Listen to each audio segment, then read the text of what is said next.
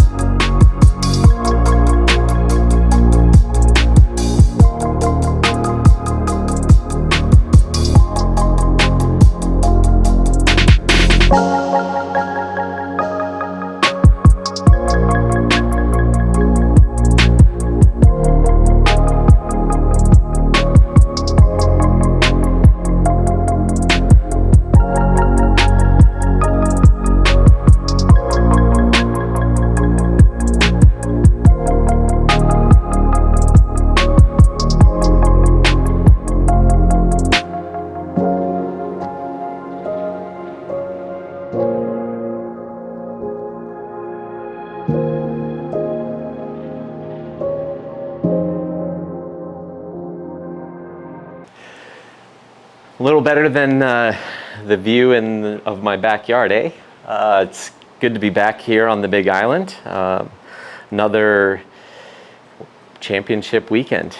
It definitely has a little bit of a different feel than it did leading into St. George. I got asked that a lot in St. George leading into that race, and my thoughts on whether it'd be a rotating world championship eventually and things like that. And in St. George, there was definitely more hype than a normal race, but this is definitely just a bit more. And I can definitely, after not being here since 2019, there's definitely just a little bit more excitement and buzz around. So yeah, it's great to be back. They say absence makes the heart go fonder, and I've really enjoyed the last, I guess, week now, but it'll be a week and a half by the time race day gets here. But it's been a good last week of kind of doing the last bit of training, and then trying to get a few media and sponsor stuff done, and then now is Wednesday afternoon, but when we're filming this, so it'll be time to put the feet up and just get ready for the big day. But I guess we left off going into the PTO Open, so I'll touch on that quickly as much as I would like to forget about it. I didn't have a good day, and that's not something that I want to just say because I didn't get the result that I want. It was just I was very much off the entire day, and I'm really glad that I went. Because I've changed things quite a bit in the lead into this race because of that. So, I obviously worked hard doing the heat prep and making sure I'm ready to handle that. And I felt really good in Dallas in the few days leading into the race, and I was feeling really confident about where things were at. Heart rate to power looked great on the bike. I would do it in the heat of the day in the afternoon. Running was going great. And then the day before the race, I did a 20-minute easy shakeout run, and my heart rate went from 120 to 190 in about 2 minutes.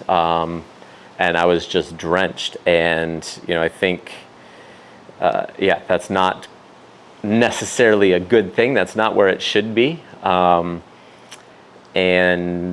really think that looking back at everything, we maybe over tapered a little bit. And so, once my body was done, trying to suppress the heart rate, it just let it fly. And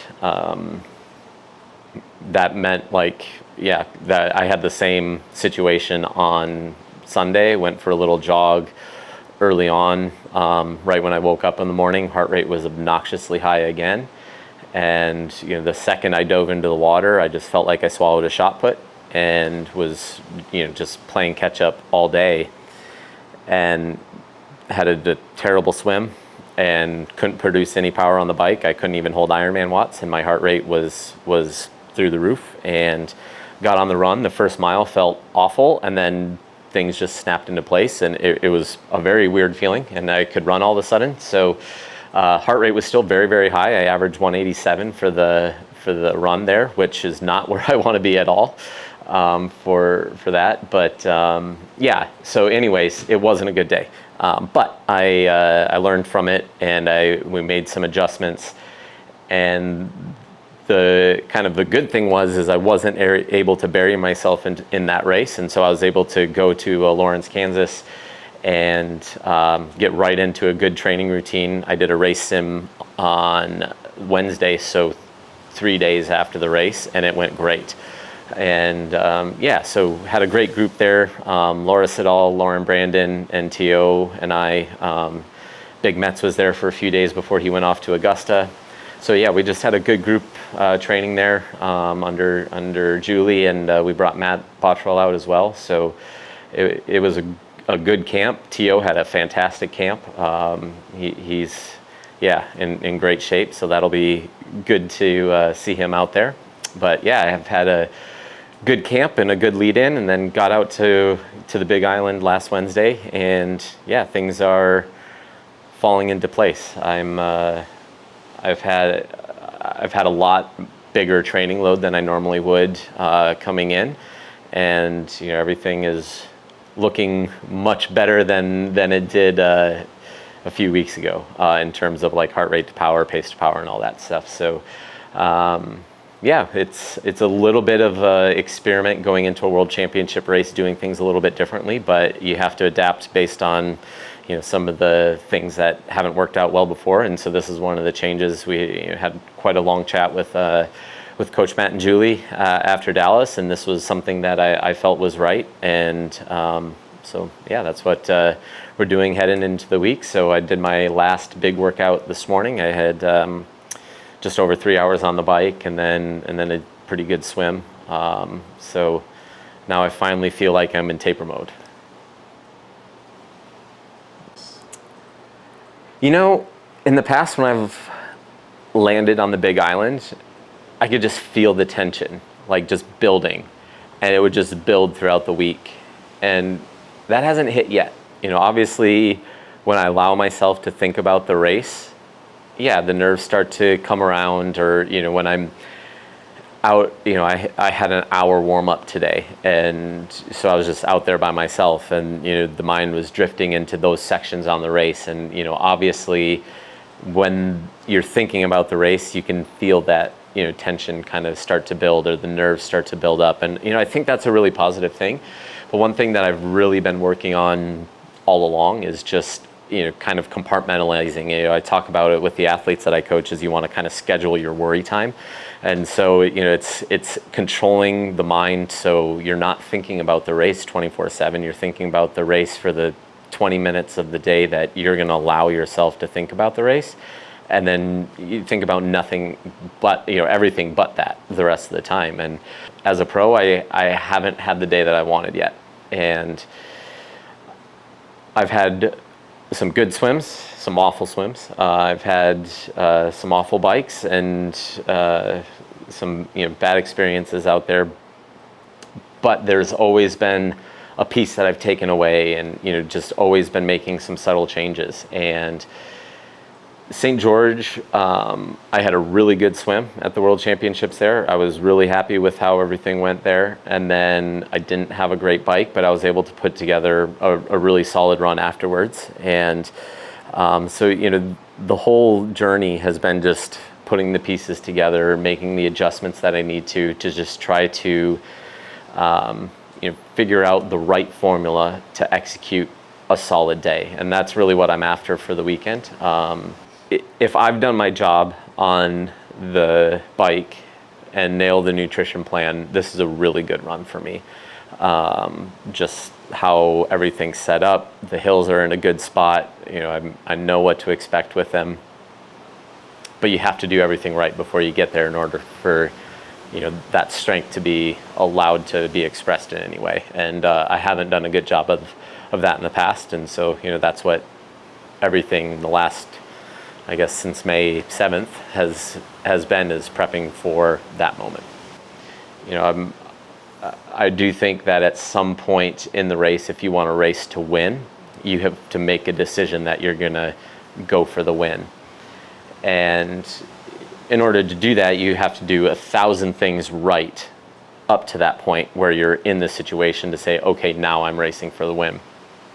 And right now my focus is on doing all those little things right to get there. And, you know, if I'm in the opportune moment, or if that, you know, comes up where I can make that decision, great. If not, and I can just execute the best day I've had on the island, great. Obviously I have big goals for this race, but I'm always just trying to progress as an athlete, as a professional. And so it's so hard to predict how these races are going to unfold. There's a lot of new guys here, and a lot of new guys with a lot of talent and a lot of potential that are here. And this race, there's been very few people that have knocked it out of the park on their first try, but Patrick certainly did, and there's definitely been a few others that have as well. So there's a lot of really good swim bikers in the mix, and a lot of guys that can hang on and be a front pack swimmer and hang in the bike and run really well. And so it's so hard to make a plan based on position, and you just have to be willing to adapt as the race unfolds, and just make tactical decisions as you go, and hope you've got the legs and everything when it matters, because there's going to be moments where you're hanging on the rivet, and there's going to be moments where you're feeling really good, and it's managing the dark moments and figuring out what you can do differently, or what you need to give yourself to change that, whether it's a internal pep talk, or getting a gel, or getting some more salt, or whatever it is. It's just constantly listening to what the body's telling you, and making the adjustments to manage those. And then, like I said, I keep on coming back to, it's all about just trying to set up the last 10K of the day. Thanks for tuning in, making it all the way to the end. I appreciate you all following the journey along. I'll check in after the race and give you a bit of an update, obviously, with how the race went, as well as what the rest of the year is going to look like. Hopefully that becomes a little bit more clear with how the body turns up post-race. But in the meantime, if you're not following along, make sure you hit the like button and the subscribe on your way out, and we'll see you next time.